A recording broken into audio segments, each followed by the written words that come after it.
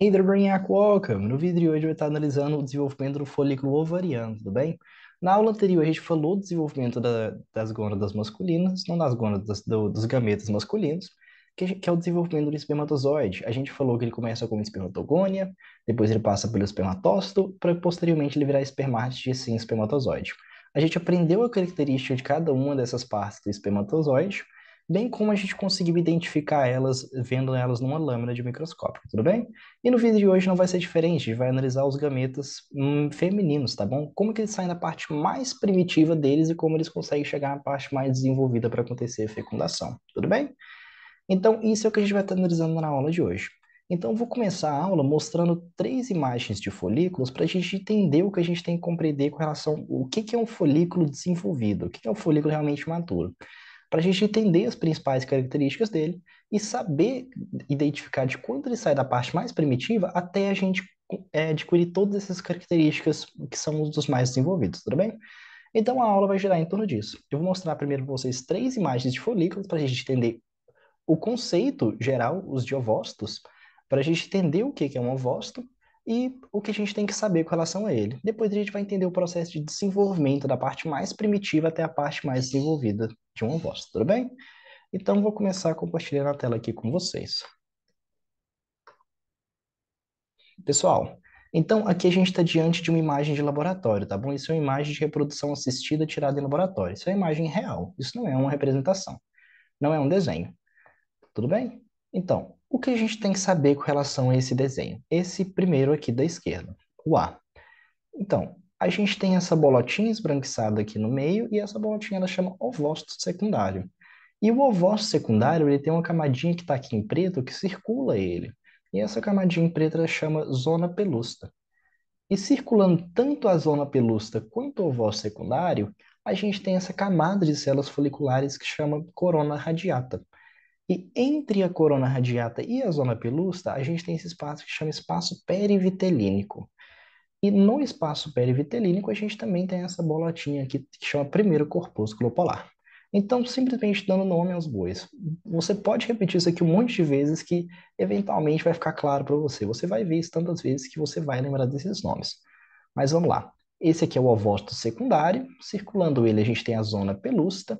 Circulando tudo, a gente tem esse acúmulo de células foliculares que chama corona radiata. Entre a corona radiata e a zona pelúcida, a gente tem o espaço perivitelínico e aqui a gente tem o primeiro corpúsculo polar. O espaço perivitelínico é importante a gente saber dele porque quando acontecer a fecundação, quando vier um espermatozoide e entrar aqui dentro, quando ele chega no espaço perivitelínico, acontece uma coisa que a gente chama é, bloqueio rápido da polispermia. O bloqueio rápido da polispermia ele é uma diferença de potencial que vai gerar um choque. Então, quando o primeiro espermatozoide ele chegar nesse espaço perivitelínico, vai dar um choque, os outros espermatozoides vão morrer e só um espermatozoide ele vai conseguir entrar aqui na zona pelúcida e no ovócito depois, tudo bem? Então, esse é o motivo pelo qual só um espermatozoide sempre consegue, sempre só um espermatozoide ele consegue entrar na zona pelúcida, por conta que quando ele chega no espaço perivitelínico, tem um bloqueio rápido da polispermia e os outros espermatozoides eles morrem, eles tomam um choquinho e morrem, tudo bem? Outro conceito importante que é bom a gente saber. Por que que eu falo que isso aqui é um ovócito secundário? E a gente tem que saber que ele está em processo de metáfase 2. Galera, vocês lembram que na divisão meiótica a gente tem prófase, metáfase, anáfase, telófase? Isso nas duas divisões, tanto a meiose quanto a mitose. Na mitose, isso vai acontecer só uma vez. Então, a gente tem prófase, metáfase, anáfase e telófase. Na meiose, isso vai acontecer duas vezes, tudo bem? Então, a gente vai ter a prófase 1, metáfase 1, anáfase 1, telófase 1, e depois a gente vai continuar o desenvolvimento. A gente vai dividir mais uma vez. Então, prófase 2, metáfase 2, anáfase 2, telófase 2. Então, o que eu quero falar para vocês é que esse ovócito, ele está em metáfase 2. Bernardo, o que que você quer dizer com relação a isso? Que ele não terminou a divisão meiótica dele, tá bom? A única maneira de garantir que esse ovócito ele vai terminar a divisão meiótica dele é se acontecer a fecundação. Se não acontecer a fecundação, vai descamar o endométrio, aí depois ele vai morrer e vai acontecer a menstruação, tá bom? Mas caso aconteça a fecundação, aí ele vai sair da metáfase 2 e ele vai continuar o desenvolvimento dele. Vamos gerar essas duas bolinhas que são, cada uma tem 23 cromossomos, que são 23 cromossomos do pai e 23 cromossomos da mãe. Eles vão se juntar, isso se chamam pronúcleos, os pronúcleos vão se juntar e formar o zigoto. Mas isso é tema da nossa próxima aula, tudo bem? A única coisa que eu quero realmente que vocês saibam é que esse ovócito ele está em metáfase 2. Então ele não terminou a divisão meiótica dele. A única maneira dele de terminar a divisão meiótica dele é se acontecer a fecundação, tudo bem? Galera, então é isso que eu precisava saber, que vocês soubessem com relação à primeira imagem.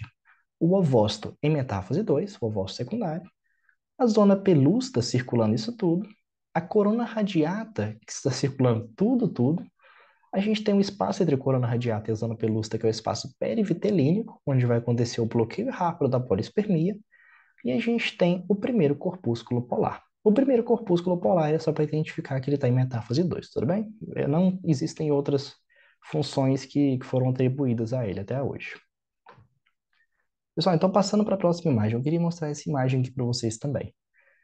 Então, com relação a essa imagem, a gente já viu o que acontece com o folículo. Essa é a última parte do desenvolvimento do folículo, tudo bem? Então, eu quero mostrar para vocês primeiro a última parte para a gente entender onde a gente vai ter que chegar. Aí depois a gente passa pelo desenvolvimento.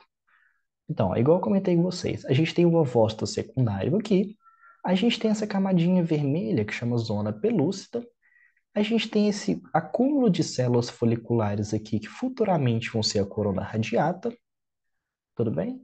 E essas são as estruturas que a gente tem no nosso ovócito. Só que ele ainda está dentro do folículo, então ele ainda está em desenvolvimento. Por isso que ele não está igual na imagem anterior. Então, aqui, o que que a gente tem de diferente que a gente tem no folículo? A gente tem essas células que estão circulando aqui, que chamam células da granulosa. A gente tem essa conexãozinha aqui que está conectando as células da granulosa com o que vai ser a corona radiata. E essa conexão chama cúmulo oóforo. Tudo bem? Isso aqui já não é tão relevante a gente saber assim, mas é legal saber também. Mas tá bom? Então, aqui vai ser a corona radiata e aqui é o que a gente chama de células da granulosa. Conectando os dois, a gente tem um acúmulo óforo, o cúmulo óforo. Beleza? Aqui a gente tem duas estruturas também posteriores às células da granulosa, que são a teca interna e a teca externa. E muito importante, galera. Agora, realmente é importante a gente saber que no folículo a gente vai ter esse buraquinho aqui, que chama antro, tá bom? E esse buraquinho, ele vai ficar enchendo cada vez mais com um líquido que a gente chama de líquido folicular. Então a gente tem o antron, que é esse buraquinho que ele vai ser enchido com o líquido folicular. E quanto mais líquido folicular tiver dentro desse antron, mais desenvolvido ele vai estar. Então é assim que a gente identifica um folículo que ele está mais desenvolvido. Quanto maior a quantidade de líquido folicular no ântron dele, tudo bem? Esse ântron ele vai aparecer quando ele se tornar um ovócito secundário. Mas essas são as estruturas que eu queria que vocês soubessem, tudo bem? Então, beleza. A última imagem que eu queria mostrar para vocês é essa daqui.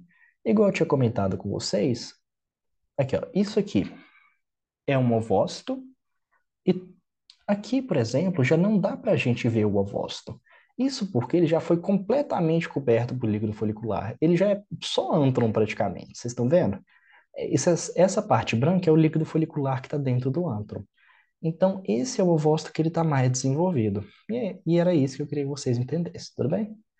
Então, beleza. Então, a gente já viu essas três imagens, a gente entendeu todas as estruturas que a gente tem que saber com relação ao ovócito, que são o ovócito que está em metáfase 2, a gente tem a zona pelúcida, a gente tem a corona radiata, entre os dois a gente tem o espaço perivitelínico, a gente também tem o primeiro corpúsculo polar. Tudo bem? Essas são as estruturas que eu preciso que vocês saibam. E tem o antron que é um buraquinho, e esse buraquinho ele vai ficar cheio de líquido folicular. Tudo bem? E sabendo disso, a gente consegue passar pelo processo de desenvolvimento desse folículo, até ele liberar o ovócito na tuba uterina. Então, o folículo ele vai se desenvolver dentro do ovário e quando ele estiver completamente desenvolvido, ele vai liberar o folículo dentro da tuba uterina. Tranquilo? Então, o que a gente tem que saber com relação ao desenvolvimento? A gente tem 5 partes. Ele pode ser um folículo primordial, primário imaturo, primário maturo, secundário e terciário. Ele vai passar por essas 5 fases até ele sair do menos desenvolvido, que seria o primordial, até ele chegar no mais desenvolvido, que seria o terciário, tudo bem? Então, Quais são as características de cada um? A gente vai passar por cada um deles. O primordial, o primário maturo, secundário e depois o terciário. Então, o primordial, a principal característica dele que a gente tem que saber é que, além dele ser pequenininho, ele ser desenvolvido, ele tem um núcleo que ele fica muito aleatório. Vocês estão vendo? O núcleo ele não é centralizado. Aqui o núcleo está mais virado para a direita, aqui o núcleo está mais no canto inferior direito. Aqui também ele está bem inferior. Aqui ele está voltado um pouquinho mais para baixo. Então, a principal característica do folículo primordial é que o núcleo dele ele não é centralizado, tudo bem? E o que que vai acontecer para a gente identificar ele como primário? Imaturo. O primário e o imaturo, ele já vai ter o núcleo centralizado. Por aí a gente já matava. Aqui já estava tranquilo da gente entender. Mas vamos um pouquinho além. O primário imaturo ele também pode ser chamado de unilaminar. Isso porque ele tem uma única camadinha circulando ele. E essa única camadinha chama células foliculares, tudo bem? Então, o folículo primordial, ele só tem o núcleo desorganizado, o núcleo desorganizado não, o núcleo não centralizado, e depois a gente tem o primário e imaturo. Primário e imaturo, ele tem um núcleo centralizado e tem uma única linha de células foliculares em torno dele. E o que que vai mudar? Do folículo primário imaturo ou unilaminar, ele vai virar maduro ou multilaminar. Isso aqui já não precisa nem falar muita coisa, galera. O núcleo continua centralizado, não muda muita coisa. A única coisa que muda é que a gente, em vez de ter uma única célula, uma única fileira de células de células da granulosa ou células foliculares, a gente tem muitas, duas ou três ou mais células da granulosa aqui, de lâminas, filas das células da granulosa ou células foliculares, tudo bem? Eu dei uma travada aqui agora. Mas enfim, é isso que eu preciso que vocês saibam. Aqui no folículo primário imaturo, núcleo organizado, núcleo centralizado, e a gente tem as células foliculares, uma única camada. No primário maturo ou multilaminar, a gente tem núcleo centralizado e mais de uma fileira de células foliculares. Tudo bem? E aqui, galera, aqui realmente é o pulo do gato quando ele chega no ovócito secundário. O ovócito secundário, que a gente tem que saber com relação a ele, é que aparece o ântron. Essa é a principal característica que a gente tem que saber com relação ao ovócito secundário. Também vai aparecer aquelas duas estruturas que a gente chama de teca interna e teca externa, mas a principal característica que a gente tem que saber com relação ao ovócito secundário é que tem o aparecimento do ântron. Antron, que é aquele buraquinho que ele vai começar a se encher de líquido folicular, tudo bem? Então, beleza. Então, folículo secundário, aparecimento do ântron. E depois a gente tem o folículo de Graff ou folículo terciário. O folículo terciário que ele é o mais desenvolvido de todos, que a gente já tinha analisado ele. O que a gente vê como folículo terciário é o folículo que ele é o mais desenvolvido possível, ou seja, ele é o mais coberto possível por líquido folicular. O ântron dele é o mais enchido possível com o líquido folicular, tudo bem? E essas são as características que a gente tem que saber com relação a cada um. Então, a gente tem o folículo primordial, primário imaturo, primário maturo, a gente tem o secundário e o terciário. Primário maturo, núcleo desorganizado. O núcleo descentralizado. Primário maturo, o núcleo já é organizado e tem uma linha de células que são células foliculares em torno dele. E o folículo primário maturo, a gente tem a mesma coisa, só que agora ele tem mais de uma camada de células foliculares em torno dele. O secundário tem o aparecimento do ântron e da teca interna e a teca externa, mas principalmente daquela cavidade que a gente chama de ântron. E o terciário é o mais desenvolvido, então tem a maior quantidade possível de líquido folicular dentro do ântron, tudo bem? E é isso que eu precisava que vocês soubessem no vídeo de hoje. E só para fechar, vamos tentar identificar as estruturas aqui. Ó, os folículos primordiais, o núcleo não muito centralizado.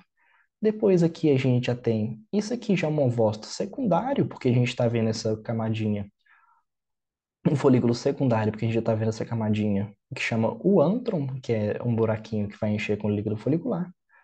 E isso aqui já é um folículo terciário, porque a gente tem um ântron muito bem desenvolvido, vocês estão vendo? E é isso que a gente tem que saber. Aqui nessa imagem tirada por microscopia, essa imagem de laboratório, a gente consegue identificar isso também. Vocês estão vendo, por exemplo, essa bolotinha aqui? Essa bolotinha ainda não tem ântron, então esse é um folículo primário.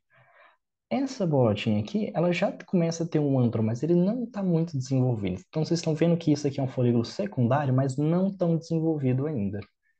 Aí a gente vai vendo que cada vez mais tem mais líquido folicular dentro do ântron. Então esse aqui já está muito desenvolvido, por exemplo.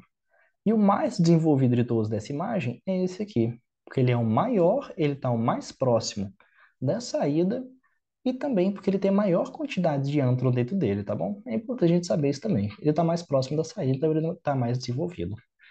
E, então, se eu fosse comparar, por exemplo, qual desses dois é o folículo terciário? Esse daqui ou esse daqui? Aí você me responderia, Bernardo, é esse da direita, porque o folículo terciário é o mais desenvolvido possível, então ele tem maior quantidade de líquido folicular dentro do ântron dele. Então esse daqui é mais desenvolvido que esse, tudo bem? Então é isso que eu precisava que vocês soubessem na aula de hoje, galera. Muito obrigado por ter assistido, espero ter ajudado. See you. E é isso.